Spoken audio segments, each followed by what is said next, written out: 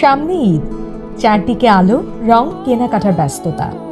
বড় বড় শপিং মলে ভিড়, হাতে হাতে শপিং ব্যাগ, মুখে হাসি। কেউ 1000 টাকার পাঞ্জাবি পছন্দ না হলে আরেকটা দেখে, কেউ ম্যাচিং জুতা না পেলে আরেক দোকানে যায়। সোশ্যাল মিডিয়ায় নতুন জামার ছবি দেওয়ার প্রস্তুতি চলছে, কিন্তু এই একই শহরের অন্য এক কোনায় বসে আছে একটা ছোট্ট ছেলে।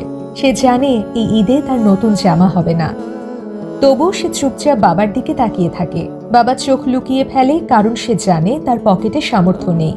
ঈদের চাঁদ যখন আকাশে উঠে, তখন কেউ খুশিতে তাকায় আর কেউ দীর্ঘশ্বাস ফেলে।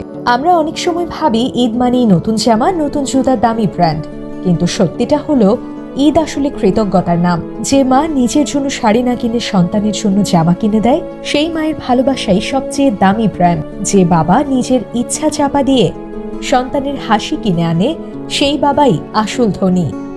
হয়তো আপনার আলমারিতে অনেক কাপড় আছে, কিন্তু কারো ঘরে একটা নতুন জামাও নেই। আপনার জন্য যেটা ছোট, কারো জন্য সেটা স্বপ্ন। এই ঈদে যদি আপনি নিজের আনন্দের ভেতর থেকে একটু অংশ বের করে একজন অভাবী মানুষের হাতে তুলে দেন, তাহলে দেখবেন আপনার ঈদটাই বদলে গেছে। কারণ দান করলে টাকা কমে, কিন্তু শান্তি বাড়ে। মনে রাখবেন, ব্র্যান্ড মানুষকে বড় করে না, বড় করে তার হৃদয়। ঈদ মানে শুধু সাজগোজ নয়, ঈদ মানে কারো চোখের পানি মুছে দেওয়া।